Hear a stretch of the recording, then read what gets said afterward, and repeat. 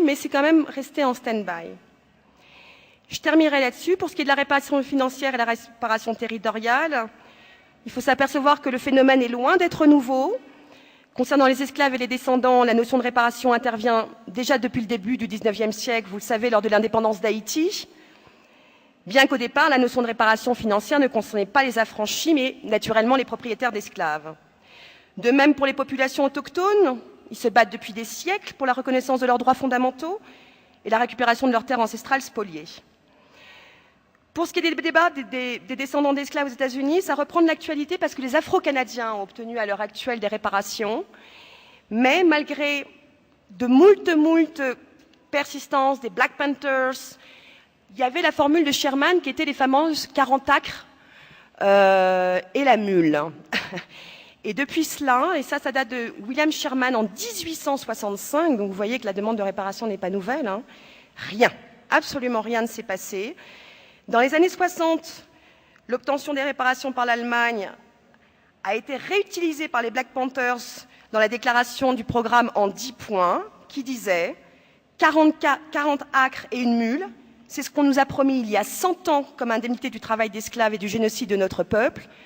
Nous accepterons un paiement en espèces. Les Allemands aident bien aujourd'hui les Juifs en Israël à cause du génocide du peuple des Juifs. Les Allemands ont assassiné 6 millions de Juifs. Les Américains racistes ont participé au massacre de plus de 50 millions de Noirs. C'est pourquoi nous considérons que nos exigences sont modestes. Et ça a été évoqué également par Frantz Fanon lorsqu'il a écrit que le colonialisme et que l'impérialisme ne sont pas quittes avec nous, et quand ils ont réitéré de nos territoires à leurs travaux de force de police. Dans la bouche des Européens au lendemain de 1945, une seule phrase persistait, c'est « l'Allemagne paiera ». Depuis lors, de nombreux mouvements noirs ont repris le slogan, que ce soit en 89 par John Conyers, que ce soit par le Reparation Coordinating Committee, que ce soit par le fameux auteur du livre Randall Robinson sur The Debate, What Africa Owes to Black, la dette, ce que l'Afrique doit aux Noirs. Bien que toutes ces tentatives contre l'État fédéral ont échoué, qu'est-ce qu'ont fait les esclaves, les descendants d'esclaves? Eh bien, ils se sont tournés contre les entreprises. Et ça, c'est un phénomène extrêmement nouveau. Et les populations autochtones utilisent exactement le même principe, de se tourner vers les entreprises qui ont bénéficié, qui se sont fait, en fin de compte, ce qu'on appelle de l'argent sur la sueur et le travail forcé des populations autochtones et descendants d'esclaves. Et ça, en espérant qu'ensuite les entreprises se retournent contre le gouvernement fédéral. Mais ça, c'est une première, hein, vraiment, dans l'histoire des descendants d'esclaves et dans les populations autochtones. Ils n'ont pas trouvé d'autres moyens. Et on se rend compte qu'aujourd'hui, dans les terres qui sont toujours revendiquées, que ce soit en Amérique du Sud, en Indonésie, les populations autochtones aujourd'hui subissent exactement les mêmes soucis avec les entreprises. Et ça, je ne vais pas vous apprendre des phénomènes très nouveaux.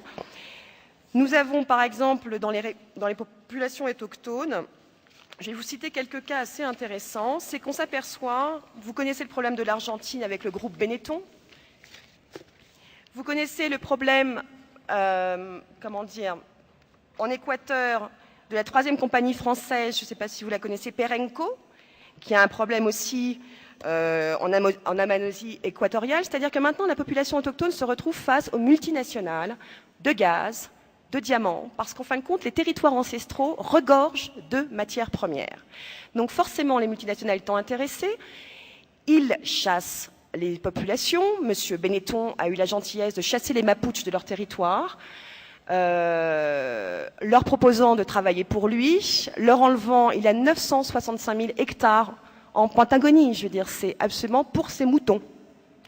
Nous nous retrouvons en face, et ça c'est un problème, c'est que le peuple autochtone, malgré leur reconnaissance internationale, se retrouve face à la mondialisation, face aux multinationales, face aux lois nationales, dans un,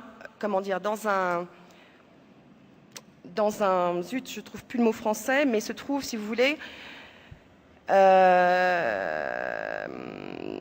comment on peut dire, dans une impasse. Merci, Monsieur Brocheux.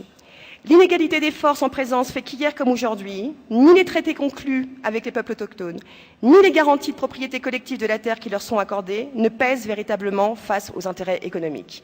Et on se retrouve exactement dans la même situation avec les descendants d'esclaves.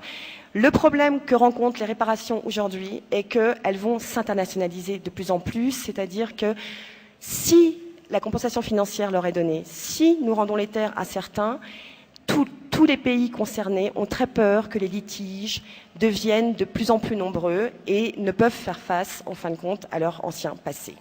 Je vous remercie et je m'excuse un peu d'avoir bafouillé, c'était le trac. Merci beaucoup.